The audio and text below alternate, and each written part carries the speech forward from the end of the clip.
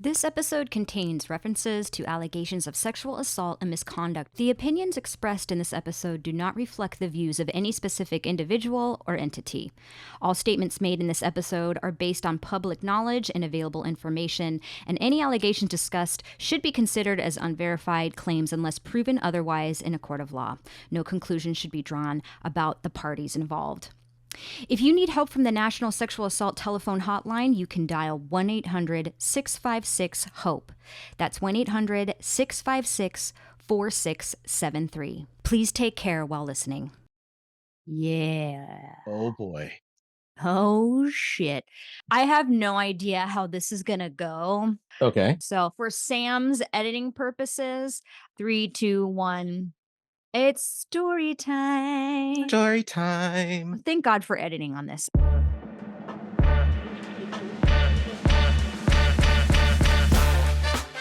Hey everybody, if you're just joining us on this episode of Celebrity Plus One, welcome. I do suggest that you go back and listen to our previous episodes that we've done so far. Rate, review, and follow. And of course, thanks for listening. On this episode of Celebrity Plus One, I'm delving into another personal experience when I was an actor for the 2019 San Diego Comicon immersive offsite experience for the popular TV show The Expanse, and how one specific actor made his way to me during the offsite kickoff party to start off that entire weekend. The perfect person to chat with is my longtime friend and San Diego Comicon veteran, Andy Wagner. He more than anyone would know about the ins and outs of San Diego Comic-Con, and he was there for that entire experience that I was going through as he was covering San Diego Comic-Con himself. So start the countdown and set your destination to the Expanse experience.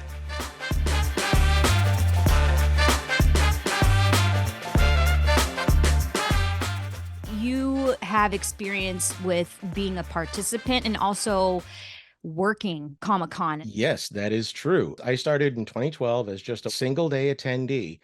Carolyn, my wife, was actually able to get me a badge that year, and that's what got my foot in the door. Since then, I have attended on all 5 days, been a daily volunteer, and now this past year, I got to be a staff volunteer, which was a mixed experience, let me put it that way.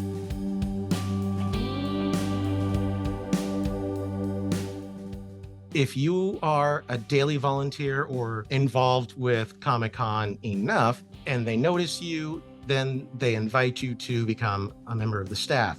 You're still a volunteer, you're not getting paid, doing a shitload of work, but you're deeper behind the curtain. You're actually seeing the wizard cranking the wheels and stuff like that. So I got to really get an immersive look because I volunteered to be on the studio relations team. So I was partially responsible for making sure that talent got from where they were, dropped off to where they were supposed to be, whether it be a holding room, a panel room, wherever. And I'll tell you, it is a peek behind the curtain, literally. It is an illuminating experience. The one negative experience I did see, I won't mention names, an actress who is a former Disney star was promoting one of her recent works, and her significant other was back in the holding room with her. They were basically waiting for their time to go into the panel room. And at one point, you know that look that you get from someone that you've pushed beyond their limit? That's the eyesight exchange that I was seeing. And I'm staying out of it. You know, we're told to just stay in the background. We're not there. And if they need us, they'll ask us. But this dynamic was toxic. And I couldn't help but I wanted to nudge her and say, if you want someone to get you out of here, blink twice. It is a lot to go on these press junkets, go on these interviews, these Comic-Cons, these festivals, and just hold your shit together. Yeah. It's exhausting. And I'm not exaggerating. I'm not joking because we were concerned. But ultimately, you can't do that.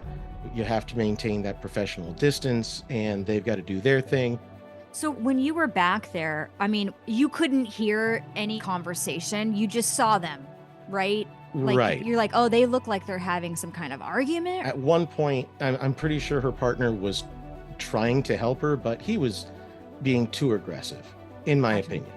You know, She definitely didn't appreciate it, and it could have been a more civil exchange.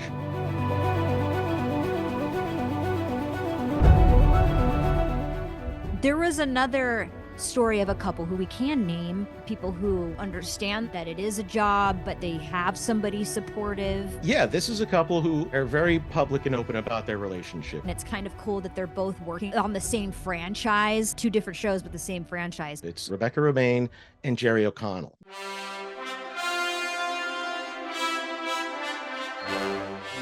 They were each there for their respective Star Trek series. Right now, Rebecca Romijn is playing Commander Una Chin Riley on Star Trek Strange New Worlds. Jerry O'Connell is the voice of Commander Jack Ransom for Lower Decks, their animated series. So Paramount staggered each series. They had the big Star Trek block go on, then they had Strange New Worlds come on, followed by the Lower Decks cast. So the Lower Decks cast got to the convention center maybe 10 minutes before Strange New Worlds was supposed to go on.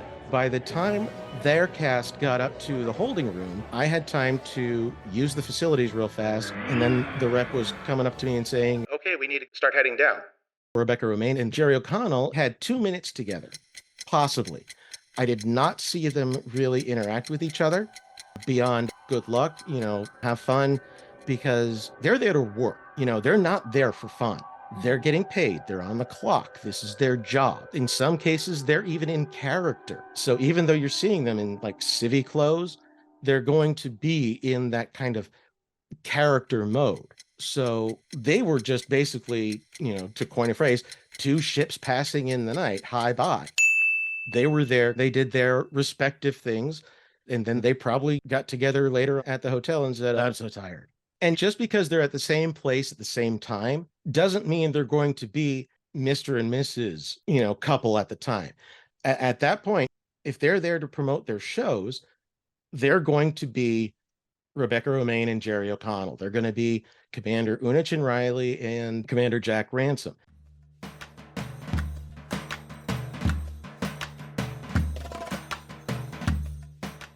I think it comes down to a lot of what you talked about in your last episode, trust, because each of them they've been in this industry a long time. Jerry O'Connell was a child actor. He's been acting since the 80s. Rebecca Romijn, she has been in the industry for decades, married, divorced, again, very famously. So from what I observe, they have a very clear boundary as to, okay, we're working. It's professional time. We get our work faces on. There's no time for kissy, kissy, love, love. Let's go make out. They've seen and done a few more things than the last actress that I was talking about, even though she's been in the industry for decades too. But they seem to have gotten to a place where they trust each other and they respect each other. And like you mentioned, they support each other. They know how to get out of each other's way. When it's Rebecca Romijn's turn on the red carpet, I think Jerry O'Connell is very happy to hold the purse and just stand in the background, get shoved out of the way, and let her have her moment. Based on some of the interactions I've seen on Twitter, where some of the gossip rags, clickbait rags, stuff like that, try to sow discord and be like, "Oh, Rebecca Romijn and Jerry O'Connell's relationship's on the rocks." He's quote tweeting it like, "Wow, news to me. We're having great dinner right now."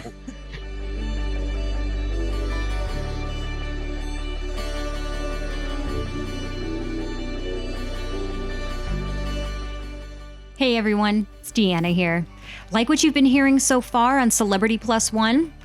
We are looking for sponsors. We would love to collaborate with local or national brands and businesses.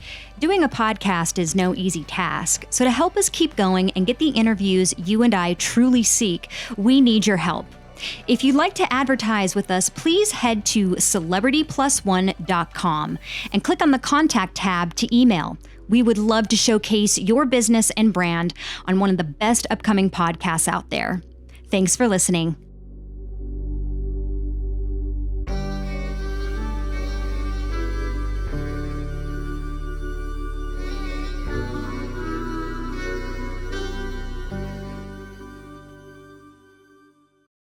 Talk about weird experiences. Holy shit, I took Val Kilmer's son to the potty. That's another thing that I learned is really hard to do when you're a celebrity. I don't think so. No, no, no, no. I don't think so. No, no, no, no. It's never, ever, ever, ever, ever, ever gonna happen.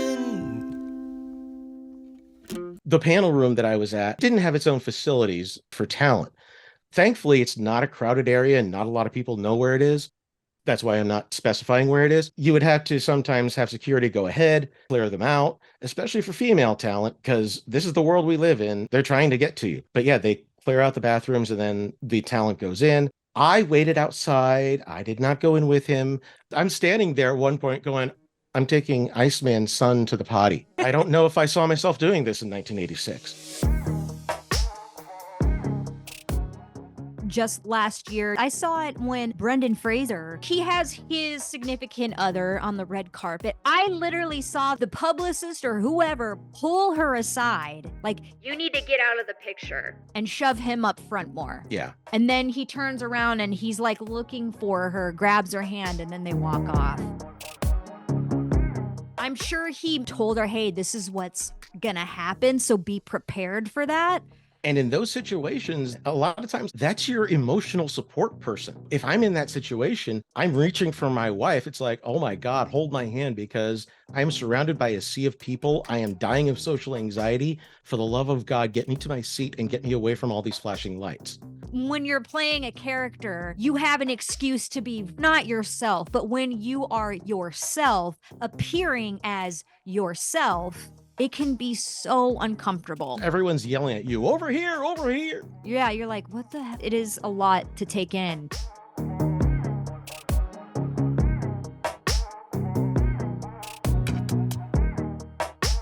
In 2019, I was living in San Diego at the time and heard about this audition. I believe it was like on Craigslist or something. When Craigslist was still a thing. Yeah. Yeah. So the audition was for one of the immersive on-sites at San Diego Comicon. All I remember was I want to do an on-site at San Diego Comicon because they are just so fucking cool. So needless to say, I went down, I auditioned. That was probably the most fun audition I've ever done. I'm playing this kind of grifter character, and I was pretty stoked about it. We were just talking business. This doesn't concern you. I had a wonderful time, got a call back, and then waited for what seemed like forever to finally get that yes or no. Got the email, you're gonna be a part of this. Rehearsals started a month before. I was on the other end of this going, holy shit, my friend is gonna be in a fucking Comic-Con offsite. This is so cool. I was bugging you like, okay, what is this thing gonna be? But I couldn't tell you. You couldn't tell me anything. It was for season 4, The Expanse. Let me give a little background on this. 2019 is still my favorite year. This was the Amazon Prime Video when they first switched over to just Prime Video. This was their kind of triple threat offsite where they had 3 immersive experiences. One for The Expanse, like you said, had just come over from Sci-Fi. Prime was able to resurrect it for a 4th season. The Boys, which was just premiering. It was coming out that Comic-Con weekend. And then Carnival Row, which had also just started to premiere. So you've got 2 brand new shows and one very, very established show. I remember being so excited that you were a part of this. I still have a shit ton of pictures and videos of you from this because you just like knocked it out of the park. You were fantastic. Well, thank you. Because it was super fun. Being a part of something like this feels like a theater experience. Everyone builds this camaraderie. We're each coming in super early in the morning, having really long days. We're eating breakfast. We're eating lunch with each other, sometimes dinner. We all got to know each other, and then we got to experience each other's sites. So needless to say, this was a huge deal. The second day of Comic-Con, the entire cast of The Expanse comes through experiencing what we've worked so hard on. And I have it on my Instagram. They absolutely loved it. It was really cool. They participated in it like they were our guests. And let me just say, we had to wear our costume pieces, literally snowboarding gear in 90-degree weather outside. And luckily it was in San Diego. We got a little bit of a breeze, but I loved every minute of it. We estimated on the blog that Prime Video had to spend at least $2 million at Comic-Con that year. Oh, yeah. Because with that offsite, because like you said, it was the 3 immersive experiences, plus they had a food truck. Oh, they yes, had I remember the food truck. the food truck was brilliant. Oh, yeah. Yeah. They had a place to sit. They had misters. They had lounges. They had charging stations. I mean, this was the offsite of 2019. This was the place. And you having been a part of it was that was so exciting for me. You remember the blue tent? Captain Picard himself Sir was Patrick Stewart. Yep. Yes, Sir Patrick Stewart. I was literally like 10 feet away from him, and I Mhm. saw his glorious bald head shine in the sun. And then he went in there, and I'm like, oh, what is that used for? That was the secret comic book shop. I was literally 10 feet away from Sir Pat Stew, and I have never felt closer to success in my entire life. The first year I got on the IMDb boat, I was down in the lower level where the peons get to go, us normies. And then he was 2 decks above where all the talent does all their promotional stuff. So for that moment, I served on the same ship as Captain Picard. That was awesome. So last day of Comic-Con, we had an after party. And it was probably one of the coolest after parties that I've ever experienced because I had never been a part of something like this before. It was one of the coolest gigs that I have ever been a part of. It got so much positive feedback too. Oh yeah, for sure. It really did, yeah. So at the after party, the cast members from the Expanse were blocked off in a certain area. So they had, the red velvet rope around. I remember telling one of my coworkers that I wanted to meet Dominique Tipper because I loved her character. I think she's a great actress. She just looks like a cool ass chick. She was literally standing like 20 feet away, but in that VIP blocked off area. I was trying to get her attention, and the gal that I was with, who I worked with, tapped on another cast members from the Expanse shoulder. I knew who he was from the show, and I was kind of embarrassed because I'm like, I don't really need to meet her that bad, and like, I don't want to bug him, but she just had the gusto to do it. My friend DeAnna really wants to meet Dominique just to say hi to her. Do you think that you can go and tell her to come by? And I'm just like, oh my God, like, okay, Yeah, whatever. yeah. And this actor, he's just like, Yeah, I'll try. he's like, Aren't you one of the gals that was in the immersive experience? Like, you did so wonderful. so now he's complimenting us, which I thought was really cool. Starting a conversation. Yeah, absolutely. It was so cool meeting you guys, and thanks for coming by. This has been such a wonderful experience. And he's like, You guys worked so hard. You deserve this. and then here's where he asks me, Do you have WhatsApp? Oh, freaking WhatsApp again. like he just jumped right to it. Oh, hey, you got WhatsApp? I knew from the past experience in 2014, every actor has it, every actor uses it. Yes, we've established that it's encrypted and you can use it internationally. I was like, here we go again. And I knew from my experience in episode 2 where this could possibly be going. This time I was not so naive. But I really felt doing this gig at Comic-Con, this was gonna skyrocket a career in the sci-fi genre for me because I had promotional pictures, I had the writers come by. Like, this was a huge event. I wanted to be like, yeah, I want to be a part of this network. Every year, Comic-Con is, like you said, a ginormous event where everybody shows up. We're talking executives, producers, directors, other celebrities, A-listers, stuff like that. They go through too, and they're looking for the talent, and they're looking at the people to see, okay, what's working this year, what could work next year. If they're smart, if they're savvy, they're always looking to stay ahead of the trends. So yeah, I was right there with you. I was hoping that this would be a great start for you. Look, there's no wrong in trying to hustle and network. I mean, that's what you have to do. So I was really excited about this whole opportunity. It happened. We exchange numbers on WhatsApp. But unfortunately, I didn't get to meet Dominique Tipper. So if she's out there, you're great. You're awesome. I loved you in the story of Moses.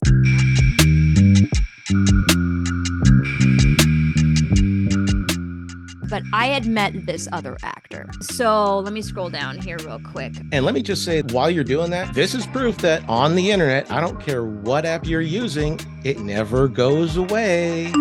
July 20th, 2019, added this actor. Said, So are you from San Diego? And what's your name anyways, so I can add you? I respond, Haha, I played an RC agent, and isn't my name on my profile? Like, it's just sitting on the WhatsApp profile. Oh, yeah, I knew that. and then this is what I wrote to him. This was 2:27 a.m. Look, I gotta wake up super early, but I'll be able to chat all day since I'll be back in Illis all day. 2:30 a.m. So he says, Okay, love, me too. Big press day and panel day tomorrow. Chat soon. Get some sleep. Hopefully I'll talk to you later. Have fun with that. so I then ask if there's going to be any parties later because I'm trying to network. And he said, I'll ask my Amazon person about y'all, but I had trouble getting my own brother and sister-in-law in last night. Motherfuckers. so I guess he couldn't get his own family into the party that we were at or something because they were, again, blocked off in that VIP area. We're chatting about parties. Where did you end up tonight? And I said, Home. I was exhausted. because I'm working all day in the sun doing this immersive experience over and over again. I knew from the last time I dealt with something like this that I just wanted to try to just keep it on a friendly basis and in a way test him. Are you really wanting to like chat with me because I'm cool, or are you trying to get something? I think that it was the latter. Let me just say that I did not experience anything inappropriate in this conversation because he tried to start it out that way by calling me a sexy belter. And that's when I was like, I wasn't a belter. I played an RCE agent, but haha. I asked him, do you reside in LA or Canada? He said LA and Toronto. I told him I drive back and forth to LA for projects. And he mentioned that his folks live in San Diego, so he comes and visits quite often. We talked for quite a while. All this is going on during Comic-Con. It's not like you had a ton of time to chat. You're busy with this immersive experience, so it's not like you've got your phone on you. If he's trying to get a hold of you during your shift, you're not going to respond right away. We couldn't really have things on us besides a water bottle and a bandana to soak in water to keep us cool. So he said that his folks live in Encinitas. And I'm like, oh, cool. I'm in Mission Hills. So by this time, Comic-Con is over. July 26, 2019. He said, I got invited to a red carpet food festival in downtown LA today. Not sure if that interests you, but it's very last minute. If you're free, I was gonna head out there in the next 30 minutes. dude, I'm in fucking San Diego. Fire up the chopper and I'll be there right now. I know. So I reply, Oh, damn. Yeah, I'm in SD, LOL. Can't make it there in time. I'll be there August 15th, though. I don't remember why I was going into LA, but he literally asked me the same questions over and over again. Like, where are you? Where are you at? Oh, Is so he he's not even juggling? good at it. You think you're the only one that they're talking to? No, he's not Jeez. keeping track, which again, I know. And then he says, Okay, hit me up. so July 27th, the next day, I say, Congrats on the season 5 news. Hopefully I'll be able to work with you at some point. putting it out into the universe. He says, Love that. Yeah, we are all freaking out. I'm just getting ready to post on social media. then I say, That's how I found out, LOL. Dominique posted it on her Twitter. And yes, Yeah, it's called Twitter, guys. Come on. He said, Yeah, she's faster than me. I like to do stuff more fancy. She does more spontaneous stuff. Ha ha. I said, Ha, apparently she's in Tuscany. I'm so jealous. How was your party last night? I would come down to chill, but it takes me like 2 hours to get to LA, traffic and all. obviously, because I couldn't make it in 30 minutes. I ended up not going because I was in a production meeting all day and I missed the red carpet and couldn't get anyone to share it with because it was so last minute. So I watched The Boys instead. So now we're talking about watching season 1 and how good it is. So we're having a good time just chatting. Okay, yeah, you're vibing. I tried to make this more of a professional, acquaintance-friendly thing. But I will say on 7/27, 8/31, 9/19, and 12/27 to 3/12, so we had talked for a while, he asked me where I was when he was in San Diego or if I'm going to be in LA at any time to meet up. So I literally could not, and I did not want to. Right. Because I just knew better.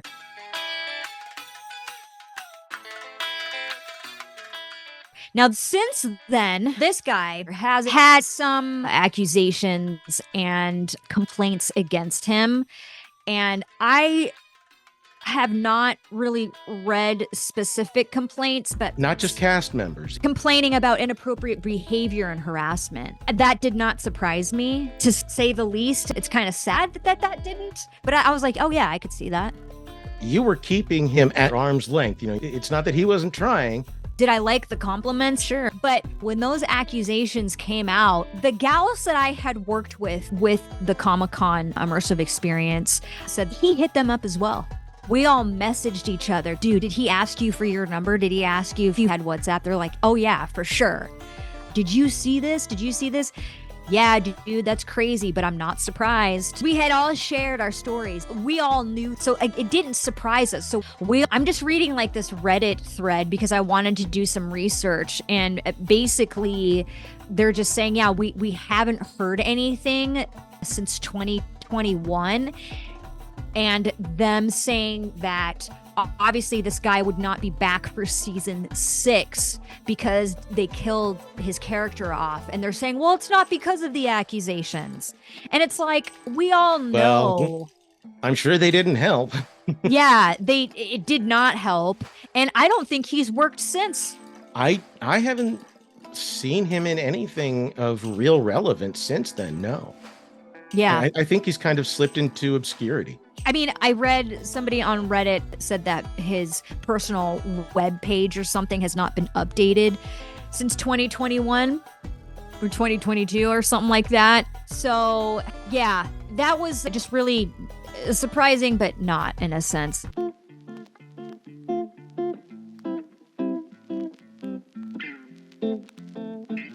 The last time we spoke was March 12th of 2020.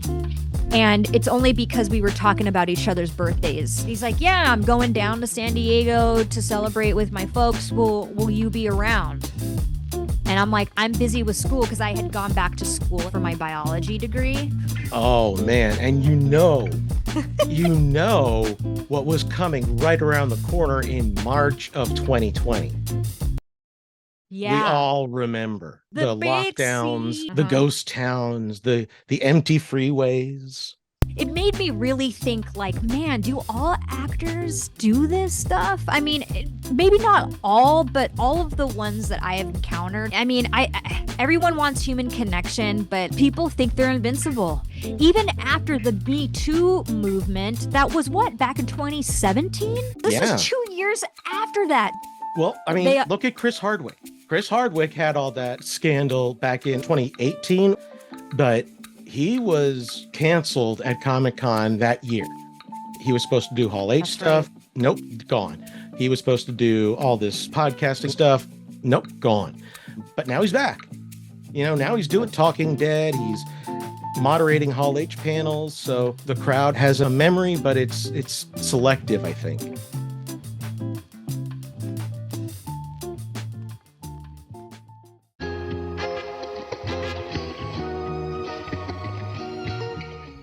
All right, everybody, it's listener question time. And last episode, I asked you, who were your celebrity crushes and what TV or movie did you find them in that made you go, wow, they're super talented, super attractive?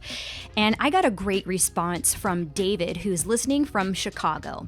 And I'm going to read David's response and quote, "Huge crush on David Archuleta, who I saw as a singer on American Idol. Thought he was cute, normal. Now that he's come out and found himself, I find him so attractive in social media posts. Another crush for me is Dan Levy. Loved him in Schitt's Creek." End quote. David, I have to agree with you. I absolutely love Dan Levy. I have a crush on him as well, as far as definitely wanting to work with him and basically be in his BFF group. So thank you so much for responding to that.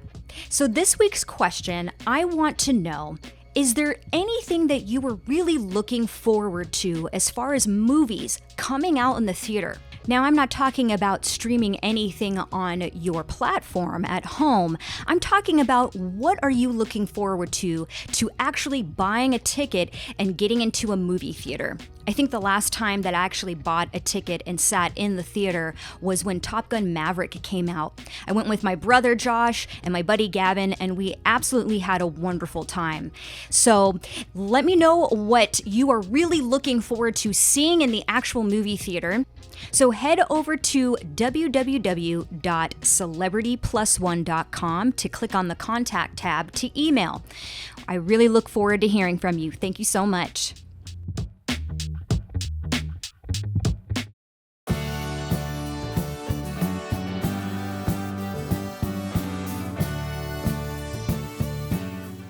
Okay, I have prepared a response for you because I did listen to that episode and I'm like, ooh, my first two celebrity crushes. That's interesting because I am weird. My first celebrity crush was animated. It was Teela from He-Man. And then after that, it was Sherilyn Fenn in Twin Peaks. And I got to meet her and get a picture with her back in 2018 Comic-Con.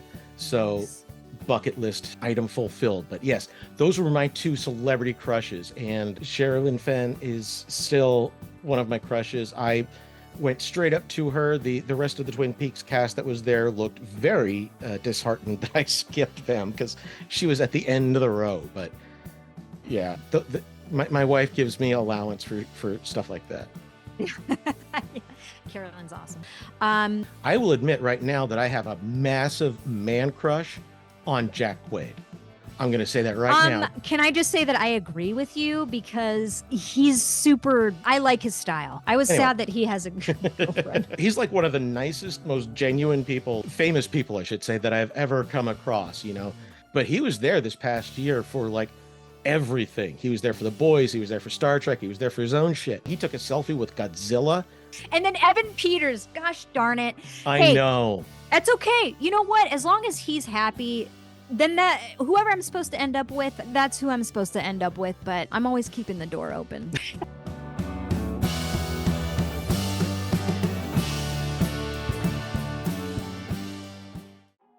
Speaking of H-Hall panel, Andy, this year I got to go to promote Celebrity Plus One at SDCC because of you. Thank you so much. That was a wonderful experience. I got some good seeds planted and I met some really cool people, did some cool things. So I can't wait for the Comic-Con experience next year. I'm hoping to go all 3 days. This year I was only able to go for one full day because it was just kind of last minute. But I'm hoping to do a lot next year. From what we're hearing, next year is supposed to be just all this shit that was supposed to happen. Really? I would say it's going to be a little bit more like 2019. That's a hard one to top. Oh God, tell me about it. But the last couple of years, studios, vendors, even the convention center, everybody's trying to get back into the swing of things. We are all kind of poking our heads out of our hobbit holes, pun intended. Get it? Yes. It's been rough going, and the SAG-AFTRA and the Writers Guild strikes didn't help. Yeah. I mean, that year could have been great. This past year, I think, again, a lot of opportunities were missed. Prime, again, wasn't there. I don't know why they spent so much in 2019 and now they're not right now. I financially. Yeah, I mean, it's not like they're hurting. They're trying to get that momentum back. Yeah. Since 2019. And I think, because of all that time that people were away, people lost their jobs, corporate knowledge was lost. So it's taken a few years to get things back into the swing of things. I'm really hoping this year more of the rust is shaken off. One of the reasons why I might not do the staff volunteering again this year is because I was not happy with the way things were run behind the scenes. I was pulling blog duty and the staff volunteer duty. It was my first year. So you weren't the only one asking me, what are you doing today? What are you up to? I didn't know. It was my first year, and they weren't sending us a schedule until like 10 o'clock the night before. So it was impossible for me to make any sort of plans. And then by the time Sunday came around, I was like, I don't care what time it is. I will get there when I get there. I am going to sleep in. And for me, sleeping in is 7 o'clock. So, and I was already not happy with Comic-Con International, with the volunteering experience. But we met up eventually at the after party, at the SDCC unofficial blog party. And I got the full story of why you were upset. They ran you ragged. They did. Basically. If you see any volunteer for Comic-Con, I guarantee you they are working their asses off. I was dripping with sweat the entire time. And not just because I was running around, I was inside, I was outside, I was up, I was down. There was very little downtime. And I was disappointed mostly because it didn't allow me to experience more of the con. I love doing press rooms. I love doing stuff for the blog, but being behind the scenes and stuff like that, I mean, either way, I'm working my ass off. I feel like I get more out of what I do for the blog rather than what I was doing for Comic-Con. Well, yeah, you were working. You were the staff. So give the volunteers a shout out and be nice to them. Please. Because they work their asses off. They're not getting paid, and they're working with hundreds of thousands of people that are going to Comic-Con for 4 days. So much love and appreciation to anyone who does that.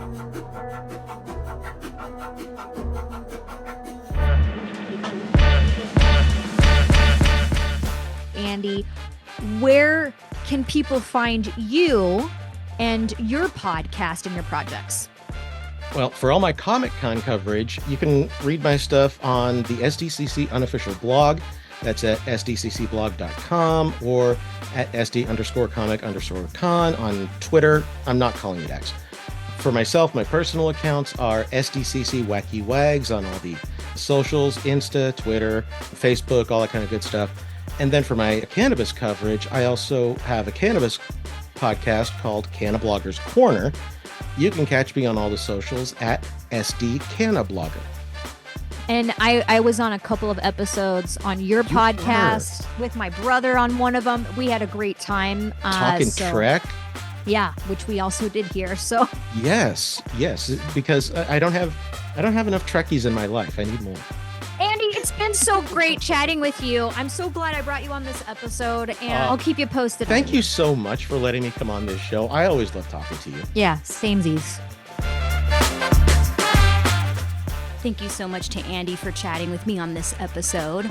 So coming up next on Celebrity Plus One, I have another personal experience, but not from me. We're talking to Melissa Ann Farley, local TV host of The Morning Show, fellow actor, and businesswoman. She explains to us on her own personal story of dating an actor and how that emotional roller coaster made her feel. And that's all coming up next on Celebrity Plus One. Celebrity Plus One was produced and written by me, DeAnna Tells. Sound production and editing by Sam Felman. You can help me get closer to interviewing these regular Janes and Joes and celebrities mentioned when you share, review, and subscribe to Celebrity Plus One wherever you get your podcasts. Do you have an experience with dating a celebrity, have been on Raya the app, or are on Raya the app and uncomfortable with sharing your experience? You can go to www.celebrityplusone.com and click the contact tab to get in touch.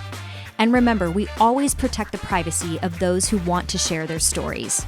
That's celebrityplus1.com. Hope to chat with you soon.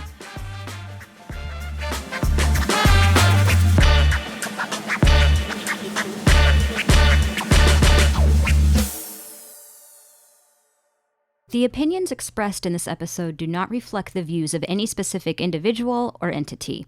All statements made in this episode are based on public knowledge and available information, and any allegations discussed should be considered as unverified claims unless proven otherwise in a court of law. No conclusion should be drawn about the parties involved. If you need help from the National Sexual Assault Telephone Hotline, you can dial 1-800-656-HOPE. That's 1-800-656-4673.